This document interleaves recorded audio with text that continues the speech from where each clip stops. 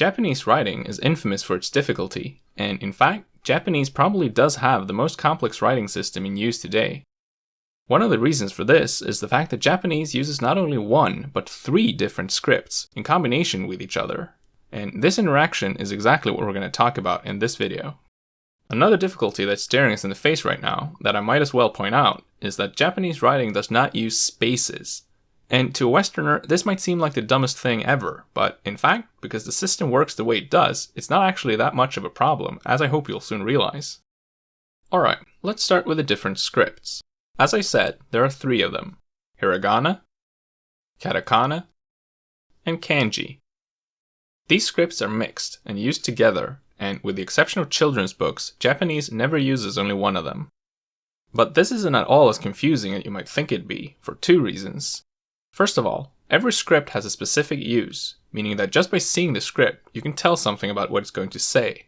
Second of all, each script has a very distinct appearance, meaning that it's quite easy to identify the various scripts in a text using all of them. To further illustrate, let's look at a random selection of characters from each script. What's immediately clear from looking at them is that hiragana and katakana characters are simpler, while kanji characters are a lot more complex. Also note how the hiragana have a much smoother look than the katakana, where the lines and edges are instead quite sharp. Generally, hiragana and katakana characters consist of between 1 and 3 strokes only, while kanji characters generally have between 2 and 20 strokes, which makes for a much more solid look. This goes hand in hand with how the scripts function and how their characters are pronounced. Both hiragana and katakana are syllabaries, meaning that every character represents a possible syllable, or more technically a mora, as in the examples chi, n, fu, ha, ta, and yu. And since Japanese only has a small number of permitted syllables, that makes the number of kana characters small, and in fact there are only around 45 characters each in the 2 kana scripts, generally corresponding 1-to-1 with each other as well, just as they do in this example. With kanji, things are different. Kanji do not represent specific sounds or syllables, but instead represent entire morphemes. A bit simplified, that means that kanji represent either word stems or entire words altogether. This also means that their number does not have a theoretical upper limit, although in practice only about 3,000 characters are in common use in Japan today. To illustrate, the kanji shown here are generally pronounced yama, tsuki, hon, tamago, neko, and midori, but they can also assume other pronunciations in different contexts. So, when are the different scripts actually used? Kanji are typically used for more content-heavy words, such as nouns, verbs, adjectives, and adverbs. Examples of kanji nouns are inu, neko, mizu, nihon, and kaibutsu. As for non-nouns, these are actually combined with hiragana, where the kanji represents the stem and the kana the ending. For example, we have the verbs miru and kaeru, and the adjectives akai and kowai. In these cases, the verb ending ru and the adjective ending I are written with hiragana, while the main part of the word is represented by the kanji. Hiragana are used for particles, postpositions, adverbs, auxiliary verbs, and other various function words, such as wa, sore, kara, and shikashi. They can also be used as replacements for kanji when context or style calls for it, and several words can in fact be written either with kanji or with hiragana. Finally, as I explained a moment ago, hiragana are also used for verbal, adjectival, and adverbial endings, usually in combination with kanji. Finally, katakana are used for foreign words and modern loan words, such as aisu, kohi, spoon, and yoroppa. They're also used for technical and scientific terms, as well as for many animals and plants, even if most of the latter technically do have kanji. For example, ichigo and same. Katakana is also used for onomatopoeia, such as pika pika, which is a sparkling sound, and choo choo, which is the sound of a mouse. Finally, katakana can be used to express emotion, surprise, slang, or other kinds of colloquial utterances. For example, words like dame, muda, and keetai are frequently written in katakana. This kind of usage can at times be somewhat similar to how italics can be used in Western languages. Frequency-wise, and perhaps unsurprisingly, kanji and hiragana are overwhelmingly more common than katakana in actual Japanese text. In a 2000 study of an entire year's publication of a major Japanese newspaper, researchers concluded that kanji made up 41% of all printable characters in the corpus, hiragana 37%, and katakana only 6%. What's more, they could also show the following frequencies for kanji usage. What this means is that already the 500 most common kanji make up 81% of all kanji in the entire text corpus. The 1000 most common make up 95%, and with the 3000 most common kanji, you've pretty much covered everything.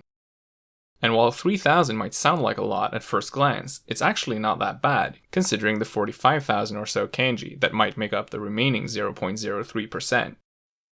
In fact, this is great news for the learner, because with only a couple of hundred kanji, you'll be able to recognize more than half of the characters in a normal Japanese text. Also, since kanji tend to be content-heavy, it's no surprise that they're common in newspapers and more formal texts. But this also means that in more informal texts, the amount of kanji will go down and more of the content will be expressed through kana, which is also good news for the learner. So, how does it all look in practice? Let's have a look at some sentences, shall we? 猫は青い魚を見ている。 This sentence means the cat is watching the blue fish. And here we see a prime example of the distribution of kanji in hiragana.